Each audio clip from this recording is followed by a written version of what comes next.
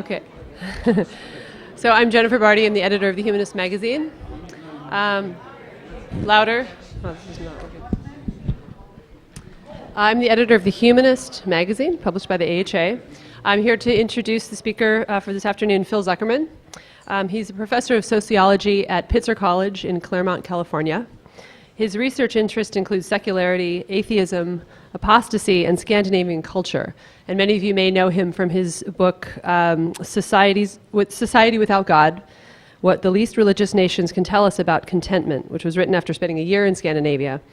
And his latest book is Faith No More, Why People Reject Religion. He's the author of 5 books and the co-author with Crystal Manning of Sex and Religion and the editor of The Social Theory of W.E.B. Du Bois. And in addition to teaching sort of classical sociology courses, Zuckerman also teaches a class on secularism and another on secularism, skepticism, and irreligion. And in fact, in 2011, Pitzer College started offering a first-of-its-kind major in secular studies, which was introduced by Professor Zuckerman. So I'm proud to present Phil Zuckerman.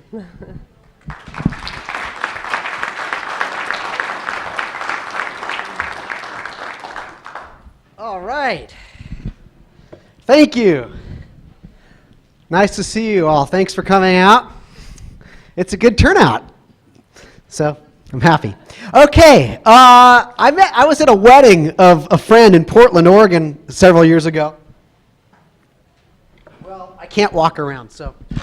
And his name was, I was at this wedding, and at the bar after the wedding, there was all these guests from Scotland because the bride and groom had spent some time in Scotland. And so there was a nice Scottish guy named Nigel, and we got to talking, and we hit it off real well. And he said, if you're ever in Scotland, come and look me up. And I said, hell yeah. So I have very fond memories of Nigel and Scotland. So yeah, a couple years later, when I was a younger man, I was backpacking through Europe, and sure enough, I went to Edinburgh, or however you say it, and looked him up. And he said, "Oh, Phil, I remember you." And he said, "Yeah, me and my schoolmates we're camping.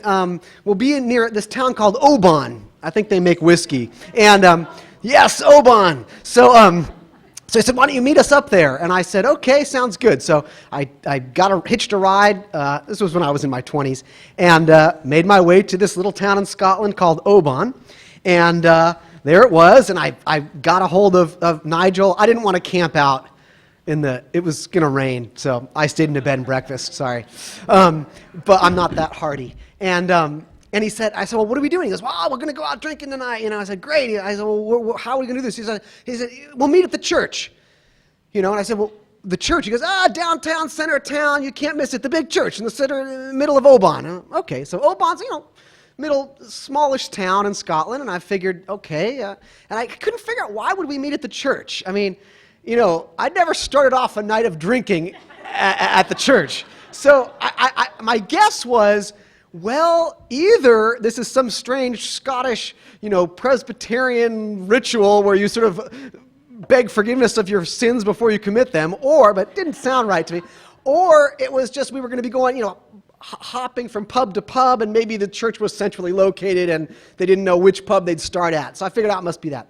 And then I thought, well, how will I even know which church? But man, I walked into the center of town in Oban, and there was the church. It's the biggest, oldest, grandest, made out of some kind of rock church, with a giant door, thick. Okay, this is the church. And I stood on the steps of the church in the center of Oban, this town square, this old, austere, magnificent church. And I waited and waited. And then came Nigel and his friends. And hi, nice to you, good to see you. And they, come on in. And the church doors opened, and in we went. And both of my guesses were wrong. This was not a religious thing we were going to do, and it wasn't that we were going to be staying at the church all night. The difference, though, the surprise was that inside the church was no longer a church. The grand central church of Oban had lost its members several years earlier and had been gutted and turned into a pub/Celtic funk disco. So, okay, there you go. So yeah, they had gutted it out. Where the choir used to be was the Celtic funk band, and there were 2 bars and lots of tables and chairs, wonderful chandeliers, and had a great night. Now, that little anecdote is just something that happened to me personally, but it's actually indicative of something that was happening throughout Scotland and the greater UK. In fact, the title of historian Colin Brown's 2000 book, The Death of Christian Britain, kind of says it all in the title.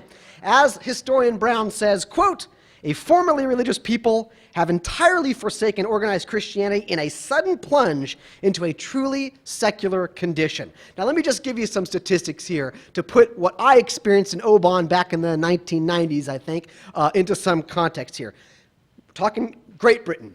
Back in the 1930s, about 3/4 of all English children were baptized. By 2006, only 14% of English children were baptized. Back in 1900, only 15% of English weddings were civil or secular in nature, i.e. performed by a non-religious officiant in a non-religious setting. But by 2006, over 2/3 of all English weddings were civil or secular in nature. Back in the late 19th century, approximately 60% of British adults attended church on any given Sunday, and today, fewer than 10% attend church on any given Sunday. Back in the year 1900, 55% of British children regularly attended Sunday school. Today, only about 4% regularly attend Sunday school. And back in the 1950s, only 2% of British adults said that they did not believe in God, but that figure was up to 27% in the 1990s, and according to a 2008 study, 37% of British adults said they either didn't believe in God or thought God's existence was impossible to make a judgment about one way or another. That's the situation in Britain. But we're seeing similar evidence of secularization in many places, most prominently throughout Europe. So in Scandinavia, in Estonia, Slovenia, Germany, particularly East Germany, the Netherlands, France, Belgium, etc., etc., etc. But we also see staggering trajectories of secularization in the last 75 years in Asia. Japan, remarkable diminishing of religion since World War II. South Korea. But we're also seeing it in places we usually don't. Ireland was always held up as this bastion of religiosity in secular Europe. Religion is plummeting in Ireland. And in fact, a recent article on the boom of humanist weddings taking place in Ireland right now. I don't know if you saw that on Huffington Post. But even places like Brazil. Why do I say even places like Brazil? Brazil consistently rates as one of the most religious countries in the world on any of these international rankings. And yet New York Times report just found that the nuns, N-O-N-E-S's, is the fastest growing new religious orientation in Brazil. How about this one? Sub-Saharan Africa is, everybody agrees, the most religious part of the planet. And yet, in both Gabon, I don't know how to pronounce it, and Swaziland, 11% saying they have no religion. And that's pretty remarkable if you think that 11% is what we had here in this country only a little, while I was in high school, not so long ago. Okay, it wasn't so long ago that I was in high school. Okay, I graduated in 2006. Okay, so I know this is supposed to be about the USA. Why am I going off on all this stuff? Well, when I was in graduate school about 18 years ago or so, I was taught that secularization was a false theory based on the wishes of some curmudgeony European white guys who hated religion and just kind of wished it would happen, so projected it onto the world. And if it was happening, it was only happening in certain parts of northwestern Europe. But the biggest exception, the hammer that smashed secularization theory was the United States. I was taught in studying sociology, studying the sociology of religion, that, well, here you have the United States, a modern, wealthy, industrialized nation that's so religious, so clearly this whole notion that modernity will bring about secularity is not true, because look at the United States. Well, yes, it's true. that we are more religious than the Europeans or the Canadians or the Aussies or the Kiwis? Sure. Yes, it's true. Our church rate attendance have always been higher. Belief in God has always been higher. Our politicians speak about God a lot more these days. However, what I'm here to tell you tonight, and which you probably already know, is that the United States is clearly not immune to secularization. And in fact, over the last 25 years, we have seen an explosion of secularity in this country, unprecedented in our nation's history. Let me give you some more statistics, and then I probably promise you that'll be it. I'm just going to do about 75 more statistics. No, just give me 10 more, and then we'll get into some of the theories and discussion, and then we'll have Q&A. How does that sound? Because I know that stories are more compelling ways to present information, but these statistics themselves tell a story that I just can't do justice by. I've got to give you the numbers.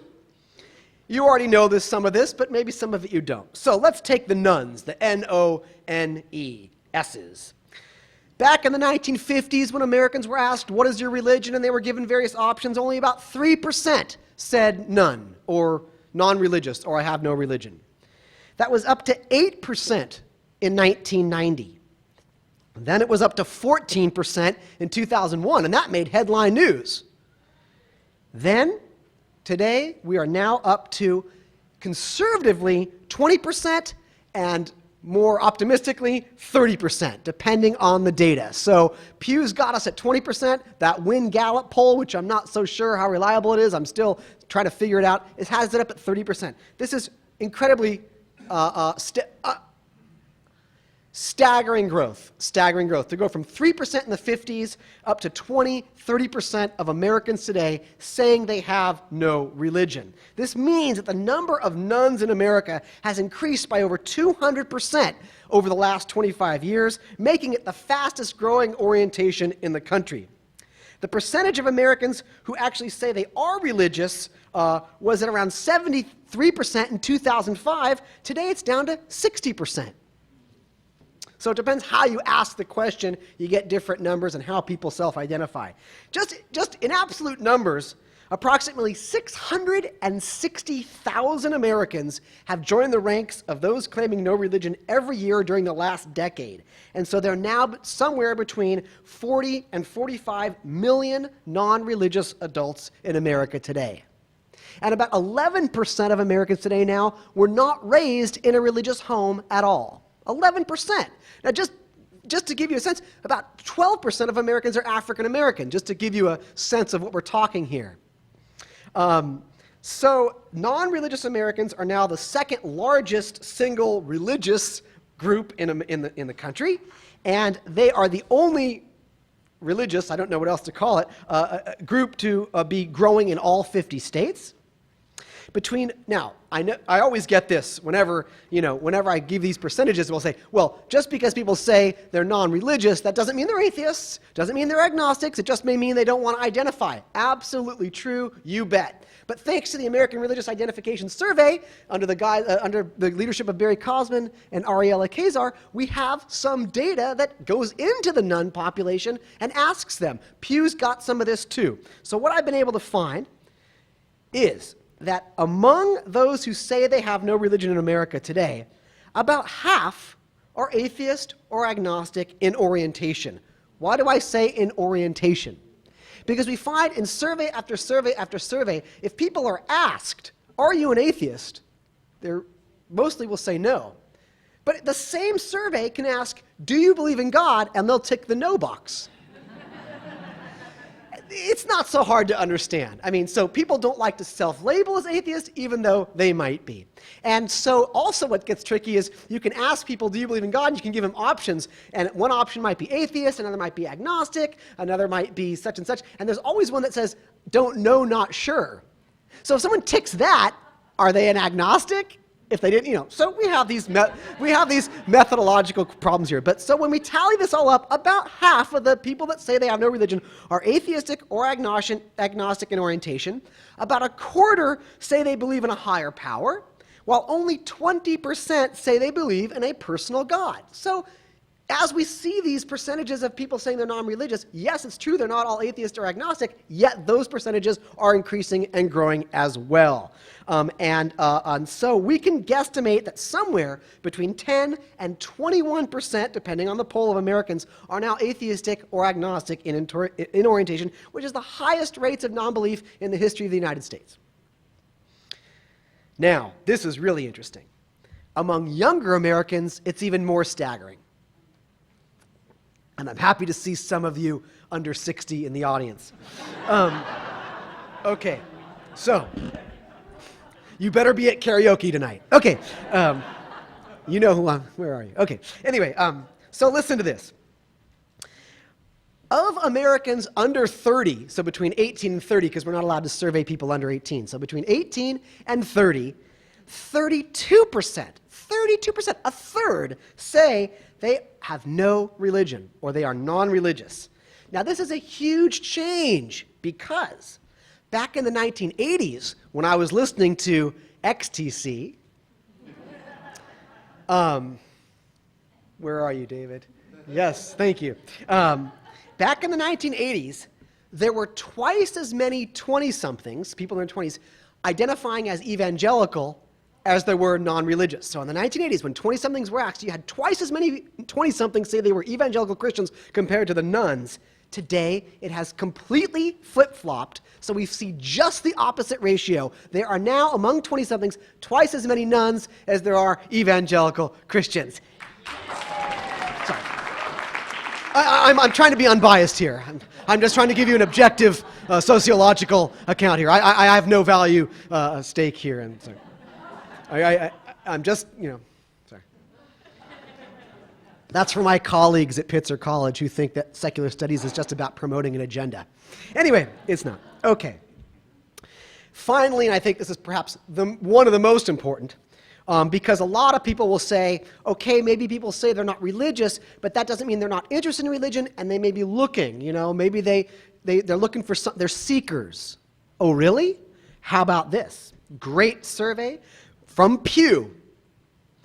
Why do I say that? Because if anything, Pew leans Christian. So Pew asked people, are you content with where you're at, or are you seeking, are you looking for a religion if you're non-religious?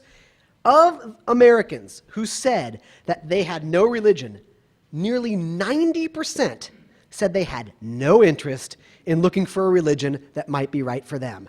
You never see statistics like that, nearly 90%. I mean, that's unbelievable. So we can safely say the nuns are pretty content. So that's the what. I've given you the data to tell you that you all know this. Irreligiosity is on the rise, secularity is on the rise of the nuns. In fact, Time magazine called the rise of the nuns one of 10 trends changing American society today. That was about a year and a half ago, cover story. So it's known. Now the question is, why? So thank you for coming. I'll do my best. First of all, in trying to explain how a society goes from being religious to less religious, or from religious to secular, or we can try and approach this or answer it sort of globally or locally, or universally or specifically. And I guess what I'm trying to say there is that we could try to sort of offer a grand theory of secularization that would account for any country, any society. How do societies become secular? What mechanisms would make any and every society secular? If they all ate, frosted mini wheats, would they all, does it have, what is there? And we try and do that. Or we could say, you know what? Maybe there isn't a universal cause of secularization. Maybe secularity is always in a dance with the religiosity that it finds itself, engaged geographically, historically, and politically, and that different types of secularization are responding to different cultural contexts, different historical trajectories, and so maybe there isn't a sort of grand cause for all types of secularization, and maybe what caused religion to wither in Japan is not the same thing that caused religion to wither in Estonia or Uruguay, and maybe we have to always address these to be locally specific. And my response to this is, you know what? We need both. It's good to have the kind of global grand theories, and it's also essential to have the local theories. And I'm strongly convinced of this. So what might be some global theories? Well, obviously, the biggies would be increases in education, right? That might be a sort of grand theory. Wherever education increases, people are going to become less religious, and that might apply universally. There's some data to suggest this. Maybe it's just straight up, prosperity, security, well-being. When societies become wealthier, when they have democracy, when people are secure in their livelihoods, and there's education and health care and a place to live, the Norris and Inglehart thesis, maybe that will cause religion to decline no matter what, in all societies. There's some good evidence to support that. But what I want to do now is say, what is particular to the United States, and what is particular to the last 25 years that has explained this boom, right? So I understand that there are these broad social phenomena that may result in secularization no matter what, but in studying so many disparate nations, and what's going on there, I'm not so convinced that that's the best way to approach it. I think we have to take cultural specific accounts for each society, because again, they are so different. And why the secularism of England in Charles Bradlaugh and Holyoake and what was going on in the late 1900s is qualitatively different from the secularism even in Scandinavia, or let alone Japan. So let's go to the 8th greatest country in the world, the United States. Sorry. Was that too high or too low? I don't know. With this crowd. Okay, so let's see. So what I'm going to try and give you is what I think and what others think, other sociologists that are studying this, might be 7 specific reasons that account for this real unprecedented explosion. And it is an explosion. This is not a slow, creeping trend, and it's not something that goes like this. It's gone up in my lifetime, and it's so significant. These 7 are not in any prioritized order, so I'm not saying the first one is the most important, the last one's the least. I leave that up to you. Maybe you can hear these 7 and you can rank them yourself, and we can have a drinking game afterwards about who. Sorry. I guess we're not in Oban. Okay. Number 1, the presence of the religious right and the backlash it has engendered. Beginning in the 1980s, with the rise of such groups as the Moral Majority and the Christian Coalition, the closeness of conservative republicanism with evangelical Christianity has been increasingly tight and increasingly public and overt. Throughout the 1990s and 2000s, more and more politicians on the right embraced the conservative Christian agenda, and more outspoken Christian conservatives allied themselves with the Republican Party.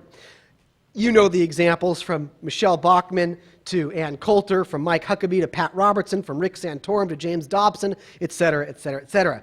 And what they emphasized is things like seeking to make abortion illegal, fighting against gay rights, particularly gay marriage, supporting prayer in schools, advocating abstinence-only sex education, opposing stem cell research, curtailing welfare spending, supporting Israel's oppression of the Palestinians, opposing gun control, and celebrating the war on terrorism. And the conservative Christians have found a warm welcome in the Republican Party, which has been clear about its openness to the conservative Christian agenda. And this was most pronounced, I would say, under George W. Bush's presidency, in which we had a president who would not meet with Democratic senators and yet had a weekly meeting with his spiritual advisor, Ted Haggard, the president of the Evangelical Association of America, when he wasn't doing crystal meth with his male prostitute. Not that there's anything wrong with that. Sorry, I don't want to. That's all cool. That's cool.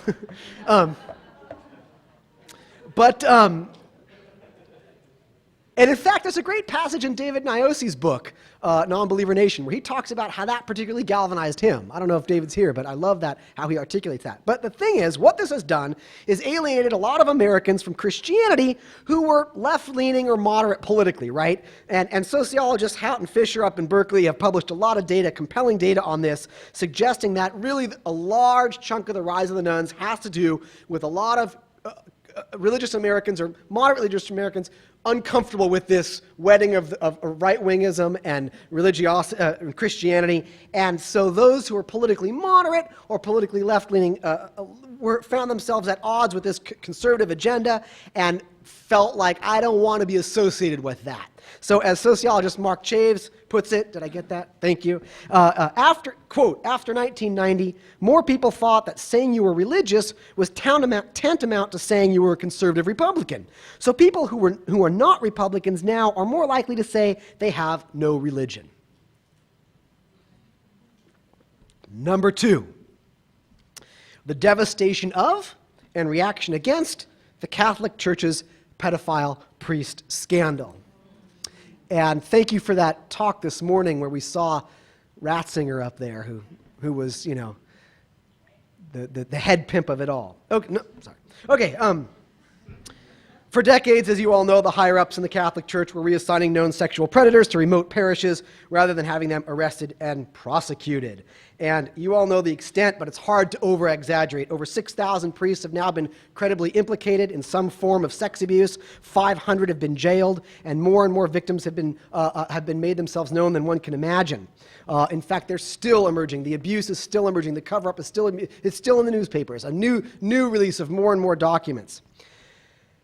What this wide publication has done, and getting this out known, is alienated a lot of Catholics, and they have become ex-Catholics. Let me give you some hard data. Let's just take New England, for example. Between 2000 and 2010, so in one decade, the Catholic Church lost 28% of its members in New Hampshire, 33% of its members in Maine, and closed nearly 70 parishes, that's 25% of its parishes, throughout the greater Boston area. Boston. That's Boston. Losing 25% in 10 years of its parishes. In 1990, 54% of Massachusetts residents identified as Catholic. By 2008, it was down to 39%. And according to an American Values Survey of 2012, although nearly 1/3 of Americans report being raised Catholic, today only 22% identify as Catholic. Quite a decline in such a short period of time. Number 3, the dramatic increase of women in the paid labor force. This is why I love sociology. You know, we'd like to think that it's all philosophical. Oh, people are being convinced, the cosmological argument doesn't work anymore. And, Anselm's, the ontological, no. I mean, that does happen here and there in certain dorm rooms. But often the causes for these things are not philosophical, but sociological or political. So number 3, going back to British historian Callum Brown, he was the first to really talk about this a lot. He was studying the situation in Britain, and he said, actually, the decline of Christianity, the death, as he calls it, of Christianity in Britain, started in the 60s. And what happened in the 60s, he said, was that more and more women went into the paid labor force. Why would that matter? Well, he has his own theories, I have mine. But I'm going to look at The Simpsons. Because they got it right. If you look at The Simpsons, Homer really doesn't want to go to church. Nobody wants to go to church. The person that brings them to church is Marge. What we have found is that on all measures that we have in all classes, all races, all education levels, all societies, women tend to be more religiously involved than men. Tend to, it's just an average. I'm not saying all women are religious and all men are secular, it's just an average. And women tend to be the engines of the religious life of their home. They tend to be the ones getting the family to church, getting the kids to Sunday school, getting the family to say grace at the dinner table, getting the kids to say their prayers. Again, tend to. It's just a tendency. It's just a correlation. It's just an average. But we see it. And what seems to happen is when women go into the paid labor force, their either interest in or energy for or need for religion wanes. And as they become religiously inactive, the husbands or partners and kids tend to follow suit. Well, that's what Callum Brown says happened in England, in Great Britain. Well, I've spent 2 years in Denmark, and Sweden. Denmark and Sweden have the lowest rates of church attendance in the world. So I looked at the labor statistics, and what did I find? Denmark has the highest proportion of women in the paid labor force in the world. Could be a coincidence, maybe not. But check this stuff out. In the 1960s here in the United States, 11% of American households relied on a female as their biggest or sole source of income. 11% in the 1960s.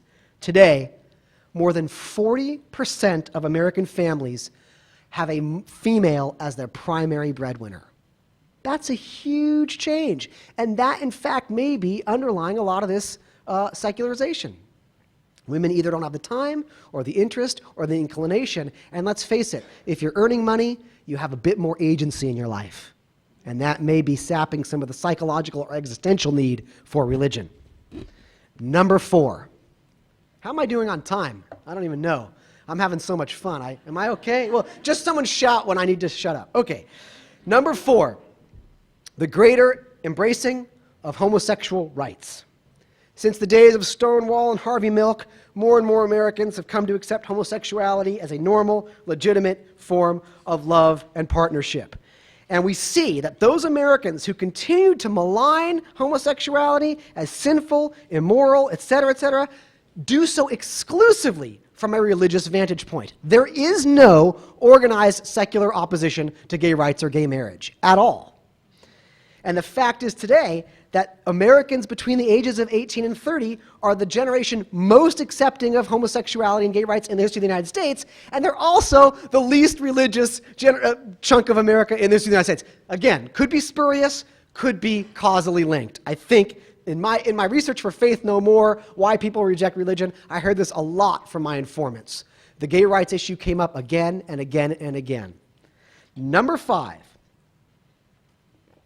9/11. I think a lot of people saw that as a horrific act committed by committed religious believers who were very zealous, very fanatical. Yes, there were political aspects to the 9/11 attacks, but religion was front and center and so central. And yes, people flocked to their houses of worship in the immediate aftermath, but that quickly disappeared, and people went back to their normal rates of church attendance, which are lower than you might suspect. And so I think that really what Stalin did for atheism, 9/11 did for religion. For a lot of people. Not for everybody, but for a lot of people. Number 6, what I might call irreverent impiety on television. I don't know how else to... Irreverent irreligiosity, entertaining irreligiosity on television. There have been so many successful comedians wearing their impiety, impiousness on their sleeves, lampooning religion on their television shows. So you got Bill Maher, Jon Stewart, Stephen Colbert, Penn and Teller, sorry. It's Penn and Teller, yes? Sorry, Penn Jillette, that's it. And you've got these successful television shows that critique religion's zaniness and hypocrisy. You got South Park, you got The Simpsons, you got Family Guy, you got House.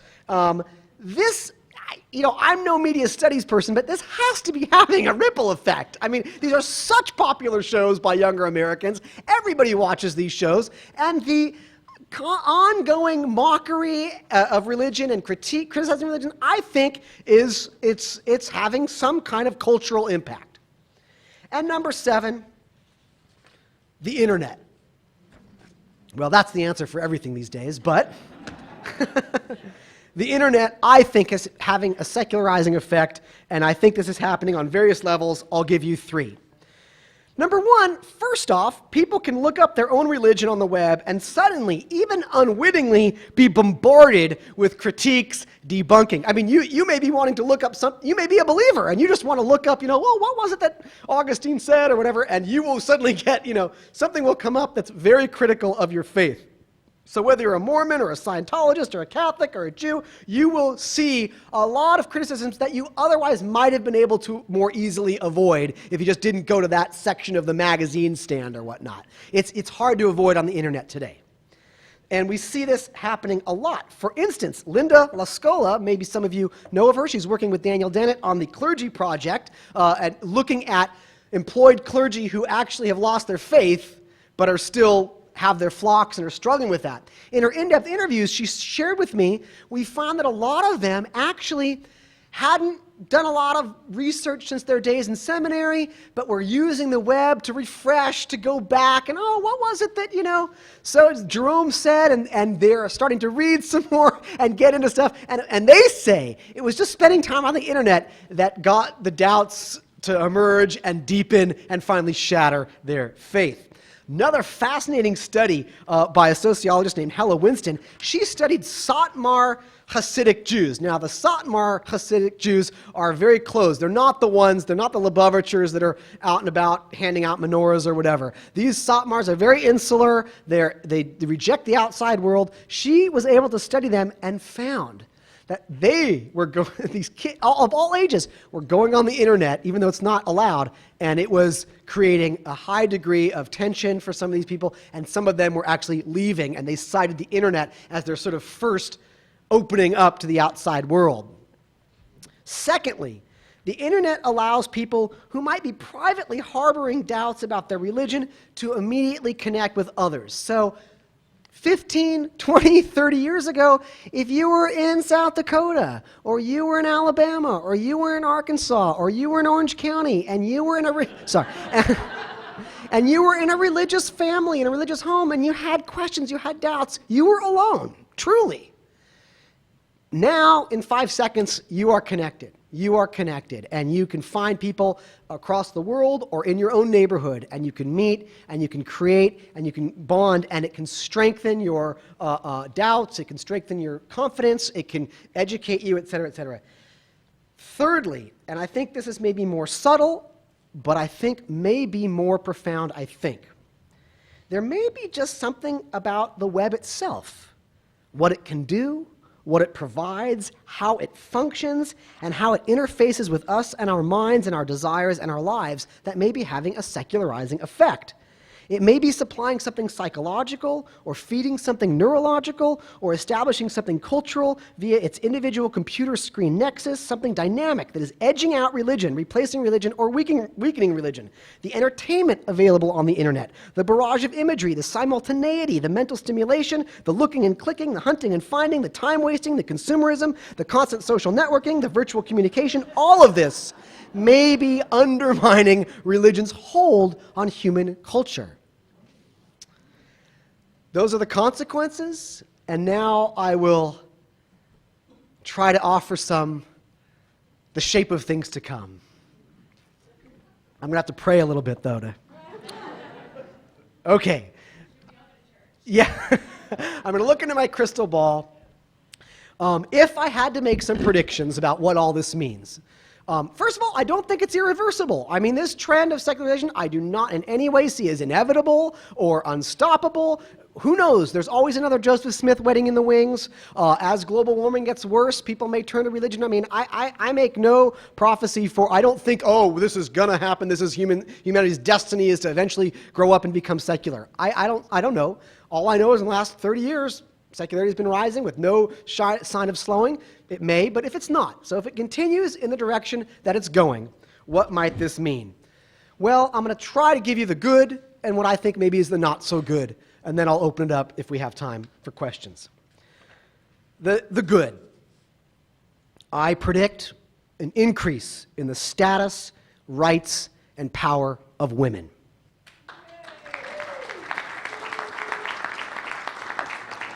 Why do I say this? Well, in every society for which we have data, wherever secularism has made inroads, the status, rights, and power of women have increased. And wherever religion is strong or reasserts itself, the status, power, and agency of women decreases. We see this. We have so many examples now. So I am certain that secularism will bring greater strides for women and women's equality and women's rights. Number two, I predict the same thing for homosexuals. I think the lives of gays and lesbians will become freer, more easy, less hateful, less oppressive, and I think, and why do I say that? Again, wherever we see strong strides for gay rights, we see secularity is there. First country in the world to have gay marriage, Denmark. Netherlands. These are highly secular societies. In South America, where are we seeing gay marriage? In the most secular parts of South America, Uruguay, for example. Where are we seeing the most hateful legislation against homosexuals? In the most religious countries in the world today. Number 3, where's Edwina? She was here earlier. I see greater political power for secular Americans. As our numbers increase, as our organizations increase, from the Secular Student Alliance to the AHA to all these organizations that are sprouting up, from African American atheists to all the local groups working together, working on their own, I see a strengthening of the separation of church and state, improving our ability to battle challenges rationally and scientifically. And again, that may be my hope clouding my social science, but that's my sense. I cannot see how the stronger the organizations, that's going to spill out into the political arena. And it's no accident that for the first time, we had a president acknowledge non-believers, not even in some speech, but in the inauguration. In his first inauguration in Washington, D.C., Obama mentions non-believers. That is evidence of our political sprouting and growing, I think. And now for the not so good, and I just realized I should have reversed these. I should have ended on that. Sorry, next time. I don't know why. So I'm going to end on a sad note. I do worry about a loss of community. Now, I know a lot of secularists who hate this stuff, but I gotta tell you, the data is there. People who are members of religious communities fare better on almost every indicator you can think of. And I know you have excuses and reasons. I'm telling you, the data is so robust here that people who belong and are embedded in religious communities tend to live longer, tend to report better health, physical and mental and psychological, are more generous with their time and money. In almost every indicator you can think of, they do better. Now, personally, I don't think that's because Jesus is watching them or blessing them. I think it's because we are social animals and we thrive when we are with other humans. And when we are isolated, we go crazy or kill ourselves. We are not, obviously there's always going to be some who prefer to be alone. And what do I find? What do we find? The data shows that psychologically, we secular people tend to be more interested in independence and not being parts of groups. We're not big joiners, even though we are bucking that trend. We are on the religious end of the secular world, to be quite honest. The deeply secular tend to be loners. We're not that big on being part of a herd, being part of a flock, and we miss out on the benefits of that in many ways.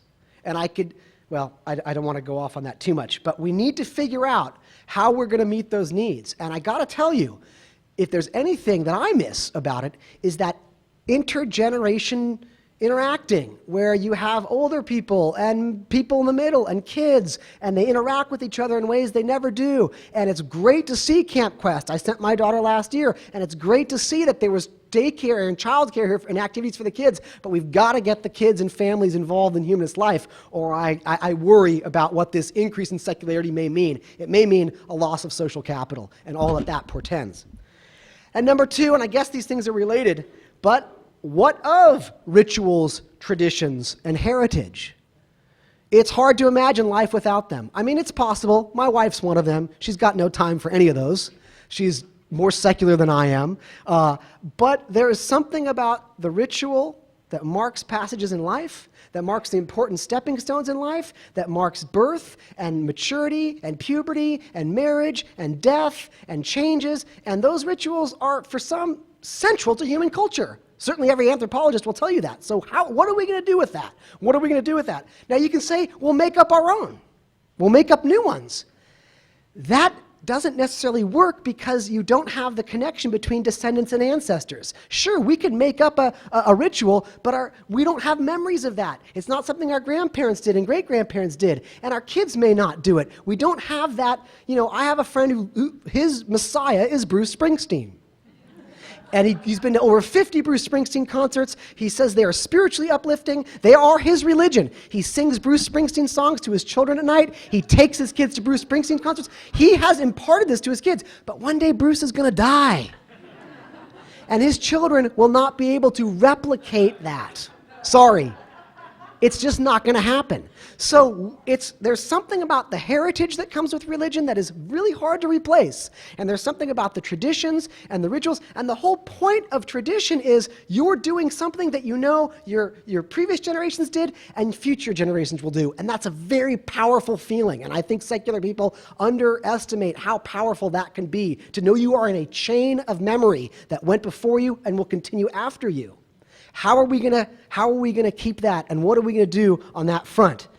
Those are my worries, those are my thoughts, those are my questions. Thank you for listening.